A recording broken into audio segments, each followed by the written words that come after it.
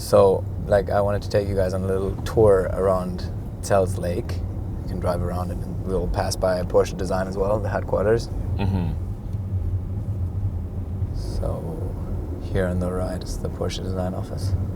It's a cool place. I think the addition, also having the old and the new together, just that it's such a small place and so many cool things have come out of it. Mm-hmm. It's kind of interesting. Man, I've lived in the mountains before. This is next level. It is a beautiful place, yeah.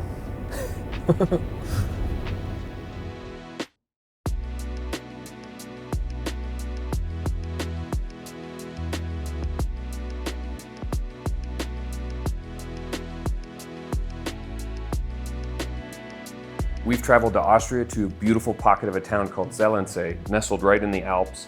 And I'm looking at some great watches, and I'm really excited to speak with you, Ferdi Porsche. How are you? What's up, man? This is such a treat. It's a really diverse collection, and it has a really interesting sort of cultural connection, both to this area and to the Porsche name. Why don't you give us a little bit of a background on kind of the family connection to this area and how it ties in with things like watch design? So Zell Am See has a close connection to my family. My grandfather actually discovered the place on one of his test runs over Großglockner, which is the biggest mountain in Austria, and there's a beautiful twisty mountain road on top of it. And Zell sits right down on one side of it. And I think he just discovered this place and fell in love with it and bought a place here. And that I learned skiing here, I spent a lot of my vacation here and spent a lot of time here, and it feels like home. Right, and then with the Porsche connection, obviously if you go back 50 years or so into Porsche's history, there was a time when the company changed hands and the original family kind of went on to do other things. And that included your uncle, F.A. Porsche, who started a studio here. Well, he started it in Stuttgart, but brought the studio here a couple of years later, and that would eventually become Porsche Design. Yeah, I think for him it was just a logical move somehow, because he loved this place here. He's a hunter, he likes nature, and I think he just started here, which I think also was kind of a bold move, but I think that sort of added to the appeal of the brand. And yeah, I think back in the days it must have been a really even cooler place to be when it was just few people, and that's when they came up with this one. Yeah, some pretty fantastic watches. Yeah. And for those who maybe don't know, there's a lot of Ferdinand Porsches, and when you get to F.A., the thing that people should remember is obviously he designed the Porsche 911. And the 904, and then of course would later on design the original kind of Porsche design chronograph 1. Is that a good place to start roughly, or did we get into watches before that? Me? Yeah. Yeah, I think I got into watches with this one. That was the first sort of grown-up watch that I had. So that's a 16710 GMT Master. Yeah, Pepsi. The first time I touched it, it was sort of a new experience. For sure. Before that I had kids watches, I had super sporty watches and stuff like this, but I never really wore a watch on a daily basis. And that also didn't really change with that one, because I felt like I hadn't really sort of grown into wearing a watch on a daily basis. And shortly after, my dad gave me this one, which is the 25-year anniversary of Porsche Design, which back at the time I was 3, so he put it somewhere safe. And when he felt I was old enough, he just gave it to me on a random day, not even birthday or something. I think maybe I said something that made him think I'm grown up now, or I don't know. And he gave it to me, and that was sort of the first watch that I felt I could wear on a daily basis. And sort of, it still to this day gives me sort of a feeling of being home, or brings me back to my roots. And if you don't know it, if you don't touch it, if you don't feel the weight, and if you don't sort of play with it a bit, then it's completely under the radar, and only cool people will recognize. I mean, the other thing I love about this, of course, these are a black coating applied to the watch. It's one of the hallmarks of this design back from 1972. Should be matte like this. Well, yeah, it shined up a little with time, but it also has this beautiful patina because you actually wore it. Yeah, I mean, I think this hasn't left my wrist for a month and months straight. I think still to this day I wear it it's the watch that I wear the most. And obviously, you make memories with it, and it's sort of it's the one that started it for me. Yeah, absolutely. I think it will stay the one as well. So we've got a bunch of watches here. Clearly, a lot of them you wear quite a bit. What have you got on wrist today? So it's the prototype of our next GP watch with Porsche Design. So this is the 2023. That's the 2023 version. It's an uncoated version. Bare titanium. Of the Chrono 1. And we took a lot of different inspirations. So that watch has never been exactly like that. Right. And then you've got the black controls. We got the black controls, so they highlight the actual functions of the watch. And we have the quick release again. We'll have a different strap coming with it as well. And obviously, I mean, after the first one being very subtle and being about the 50-year anniversary, this time we felt we could go a little crazier. All the stop functions, so everything that is chronograph related is all orange, so it adds functionality. We added a flyback movement, so you can actually, so motorsport related, it became better. Wow. It has another Easter egg. Is it a tractor? Like the first one, that's a tractor. And then the winning, it's a tractor with our Yeti on it. Oh, okay, yeah. And like the first one, the winner's edition will get the Fetzenflieger on it. Ah, very cool. And just on this little tray here, there's a lot of diversity. We've got some fantastic dive watches, some incredible dress watches, some real classics. Where did your taste kind of go as you branched out beyond, say, the Chronograph 1? So this was never, like, I never intended to build like a collection or anything. It just sort of happened, and I kept getting deeper into the rabbit hole of watches and sort of figured out what I like and what I don't like. And what came second actually is the Compass watch that I bought on eBay. I think it was a steal back in the days, and it's not the most perfect edition of it, but I think it's such an epic design and such an iconic thing. I mean, it weighs nothing. Yeah. And then you're looking at time and date, a moon phase, and a compass. It's a complicated watch. It's a complicated watch. It does a lot of things. But the design, you can see obviously the same design language established in the Chronograph 1. It's Teutonic, but very like kind of function forward. You're both trained and have a family background in design. You're an architect. At what point did you start to see these as reflections of things you had learned about in school or from, you know, family members and design studies and things like that? Obviously, like culture plays a big role when it comes to watches, in my opinion, or some of the watches represent a certain moment in time. And for example, the Reverso obviously is a very special piece for me. I immediately fell in love with it. I love that you could just like flip it over. It never gets old. It never gets old. And also the way it sort of clicks in afterwards. And just the pure idea of it being designed for playing polo and that you don't hurt your watch is also kind of fun because there's a function behind it, but at the same time it's a very dressy and elegant watch.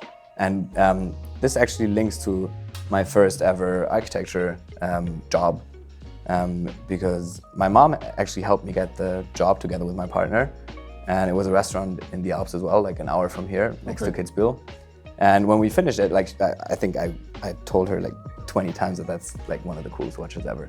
And when the building was done on the day that it was opened, she came up to me and she gave me one of those, and it has the engraving of the place in the back, and it says 2017, so the date it was finished. But I think it's so cool. And I mean, it's hard to beat a Reverso for so many reasons. Yeah. One of the things, and you can see it in a lot of the watches on this table, is that the design started off great and then they just didn't really mess with it. Yeah. Just keep it going, right?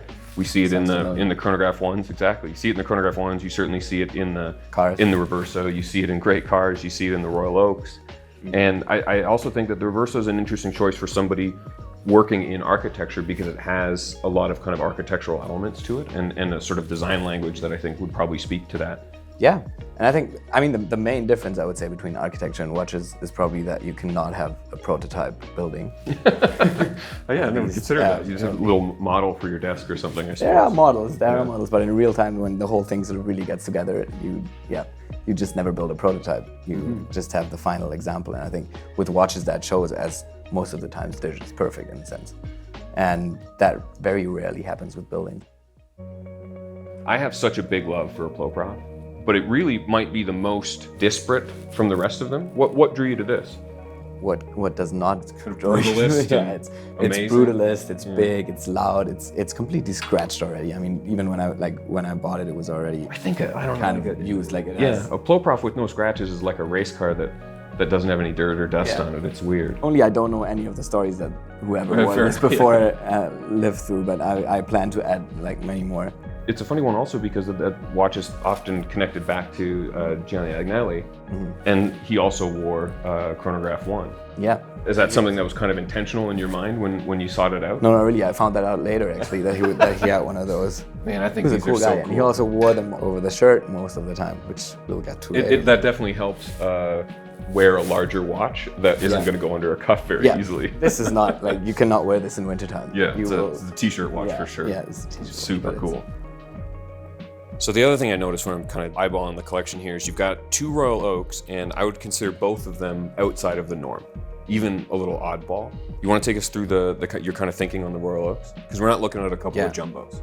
I've actually not really been after the Royal Oaks so much, and then these just got me because they were so different. And I've not seen an example that was so cool like this one, because it has the whole patina and, like, it's a quartz, but I think it doesn't matter. I think it might arguably be more interesting being solid gold and quartz. Yeah, I think so too, and it's a dress watch, and just the dial and so cool. and the way it's sort of like scratched and everything. I think it's really perfect. Yes, and it's not common to see them in the smaller size, and then again to have it quartz, but still have the kind of reference back to the very early solid gold ones with the gray tapisserie dial. Yeah. That's a really neat one. And then speaking of dials, this one's kind of known for its dial specifically. Yeah, I've actually never seen that before. I went past the storefront and sort of saw it sitting there. It's a military dial from 2011. I think they did it before sometime in I think it was the early they 2000s. had earlier versions, and this was like a special edition. Yeah, and it's also a small one, which I love, and it has the logo, and it's just a weird combo of putting like a military dial on a dress watch like this, or on a Royal Oak in general. Yeah, the other thing that always strikes me about these dials is the Royal Oak text. Yeah. It almost looks totally out of place, but when you zoom out a little bit, or once you kind of get used to how different it is from a normal Royal Oak dial style, it's really kind of charming and weird, and they're super fun, and I have to agree they work really well in that smaller case size. And just branding tends to make things fun and different, and I think especially when it's like a whole new font. Yeah, a whole new font, or like also with the Porsche design ones, it's also always super interesting, like how the IWC is written, for example, or the way the two brands work together is always like, it almost gets this collaboration vibe. Yeah. It's almost like a company that's called Royal Oak did a Royal Oak. Yeah, right. It does kind of feel like that, almost like when you see the dominoes on a Rolex or something like that. It does kind of have that feel. I agree. And then a couple of these have a family connection. Do you want to walk us through this very cool Mille Miglia? So I drove the Mille Miglia once with my dad. I mean, I didn't really drive. Beforehand, we said like we would do 50-50, and I ended up driving 100 kilometers of the 1,600 because he has the excuse that he got sick when I was driving, which I think is just an excuse. Sure. And it says competitor on it, so I think that's like a nice little tweak, and I think it's a super cool watch. I think Chopard as a brand is also pretty underrated. Underrated. And They've got some sleepers. sleepers. A lot in this sort of like classical car space. It came on a tan leather band, which I've completely destroyed over time. I think it's great on the NATO. Yeah. That works really well. And it's cool because Chopard's like been supporting the Mille Miglia for over 30 years. And when you compete, they issue a watch for every year of the race. Yeah, I think this captures it really well, and obviously with having competitor on it, and even says the number of the car we had. Oh, very cool. We were actually driving a 356, and your number 356. They gave us the competitive number 356. So that was actually a cool. Yeah, cool. No, I think these are sleepers. I also remember that there was the Tripmaster. Obviously, with classic rallies, you have the Tripmaster, sort of the clock that allows you to measure how that you're going the right pace. Yeah, and that you know when to turn right, when to turn left, when to go straight, and it sat right in the middle of my feet. And so basically, it was a rainy Mille Miglia, so the Speedster like lagged a bit, and so exactly on the dashboard where my knee sat, that's where the rain came down, and so I couldn't move because the Tripmaster was in the middle. Yeah, but it was still like it was a proper experience, and it's so cool to have a watch that sort of reminds me of it. This has a really fascinating story, and it's an absolutely gorgeous watch. Give us the background on this Eterna, because you have a family connection to Eterna as well. Yeah, so Eterna was like after Orfina did it and IWC, Eterna became the production company or the watch manufacturer behind the Porsche design Chrono 1 and also other Porsche designs. And my uncle invested in Eterna afterwards and sort of designed watches with them as well. And the Kontiki is one of the last watches he designed. And I saw that on my dad. My dad was sort of wearing that. It was probably the watch that he wore the most for a long time. And at one point, I just kept annoying him a lot that I love this watch so much, and he didn't. It was tough to find another one. And so it's been used properly by him and now by me as well. And also, the way the color on the triangle. Yeah, the triangle kind of out a little bit. Yeah, because of the Kontiki story, like the sailboard, you even have it on the back as well. It is Just an insane everything story. about this is so cool. Yeah, that's very cool. Yeah. And I think maybe of all the watches here on the table, the one that kind of has its own singular presence is the Cartier. Do you want to tell the story behind that? It's the first time that I've actually had one in my presence that wasn't like the brands or like at a presentation or something. And it's a kind of an arresting design. I saw this on Hodinkee, actually, for the first time, and I thought to myself, how do I get this watch? Like, Right. What is this? It's so unlike everything I've ever seen, and it's like, yeah, I mean, even now, it's looking at it, you see that like just how this thing works, like how the strap holds onto it and everything. It's just an incredible watch, and I that day closed my laptop, went to Cartier in Vienna, and went in, and I thought, now I have to be like charming. And just I somehow found a very nice lady working for Cartier, and went up to her and said, I would love to buy a Cartier crash. Like, is that possible? And I played a little naive as well. So like, do you have one in the store, for example? Right. But I read the Hodinkee article, so I knew it was kind of like tough to get. And then she said, oh, that's going to be difficult. And she said, I will try to get you on the list. And I left the store feeling, there might be something in it, but it wasn't a bad experience. And I thought, probably not going to work. Yeah. And then 2 weeks later, she texted me. And then it took another 3 years to wait, to wait for it. Your month came up a little while later. Yeah, so it took 3 years, and really, like, I picked it up this August. I think I'm gonna pass this on to my grandkids at one point, hopefully, or my kids, or whoever. Speaking about grandkids and the family connection, the Porsche design story actually has kind of come full circle. Why don't you give people like the elevator pitch on GP Ice Race? So Ice Race is a thing that happened on the frozen lake back from the 50s until the 70s, and it was just racing cars, skiers behind. So it was the most crazy event or race that you could imagine.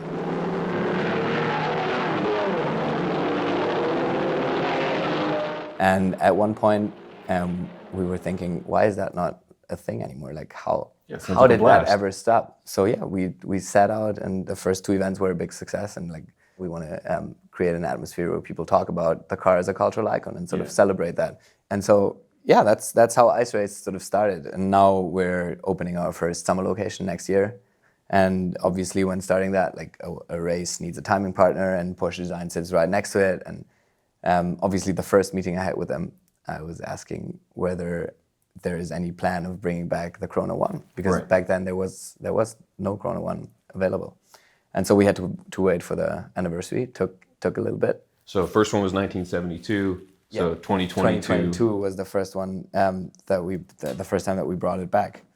And how close is this to the original? It's basically exactly the original. So they didn't really have all the sketches anymore. So it took, like, I think, a lot of work to bring it back to exactly the same looks that it had back in the days. But it even has 1,000 kilometers. They improved little bits and pieces. So, for example, we have the German and the English. The double day wheel, yeah. Which is cool, because at midnight it sort of switches over too, and you have the click, which is nice. Also the coding and all that. So I think they try to push it to the limits of what is possible now, but kept the same look. And that was done as a limited edition? Yeah, that was a limited edition, but by Porsche Design, and then we did one together with them. And that was also the idea with this, is to keep it as like original as possible, like the Porsche Design one, but also like add a GP touch. So we have the quick release strap, and we can wear it over the jacket. It's a big white Velcro strap with a special logo on it. I can get that later as well. So you can wear it exactly the way it was, but you can also have it funky. And it has the car that won the most ice races, so the 5-time winner of the old ice race, the Fetzenflieger on it. And yeah, just like little tweaks that will give you a hint that this is the actual GP version. I've been super curious about the Automobili Amos project. Obviously a massive Delta fan. And It's interesting to see what Unimatic's been able to do in just a few years by starting with a good design and then making little tweaks to apply kind of specialness to different ones. Yeah. And this connects back to a car, right? Yeah, it's as you said, it's the Automobili Amos Delta version or Futurista version, and it even has the little car on the on the second hand going around in circles. Little tiny launch, Which is fun. Like, I'm into going around in circles, as you know. Yeah. And I think they're just doing a great job. Like this is a lot of watch for the money, absolutely. Yeah. And yeah, it feels really cool. It goes under the radar as well. Now the cool thing is not only do you have the watch, but we also have the car, and I'd really like to see it. So why don't we go take a look at the garage? Let's go do it.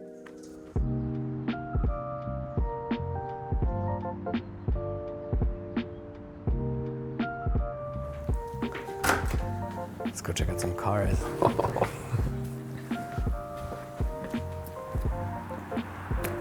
Where do you want to start? Bold? I'm a sucker for a big V8 Defender. Let's get there and we can end on what looks like a family note. So cool. I think it's cool in the red. I think it's fantastic in the red. Yeah, you have to absolutely smash it. It takes a bit of brute force. Yeah. I mean, what do you wear? What do you like to wear when you drive this out from the watches? From all the Omega Yeah. is probably the one that would go with that. There's not a lot of elbow room in a Defender, so you're already hanging a wrist outside. It might as well be something that can take it. It's big, it's bold, I don't know. You can scratch it. Yeah. It's a proper tool. That's but it's fantastic. not, it doesn't go for everything. So yeah, it would be the Omega. And then almost polar opposite, next up with the Taycan. You gave me a drive in this morning, and sadly it was my first time in a Taycan, and it is simply next level. Yeah, I think So fast, so quiet. Now I know my Porsche colors pretty well usually. What's this? mahogany metallic. Ah, okay. It's a different color in different light. Yeah, it's super, like it's almost black when it's dark outside or when it's sitting in the shade, and then when you're outside it becomes like really sparkly brown. Very cool. And with the Defender, I mean, it is a Ploprof with wheels on it, with some tires. Do you ever even think like what works with something like this? That would be more difficult because that's like a daily car. So I didn't see a smartwatch in the pile, so yeah, maybe the quartz the AP, yeah, it's true. would probably for be sure. the logical. And this is the one that's linked up with the Unimatic we saw. Yeah, Right. yeah. It's the Automobili Amos Futurista, so it's a special take on the Delta from back in the days, and it's just so much fun to drive. Yeah. I mean, it's not the quickest car, obviously, but the sound is amazing. It's theater. It's Italian after all. This aesthetic, how brutal these cars are, especially as they spec them up into the higher end versions that were closer to the rally cars. I've never not loved the way these look, and you never see them back home. Yeah, this is a cool car.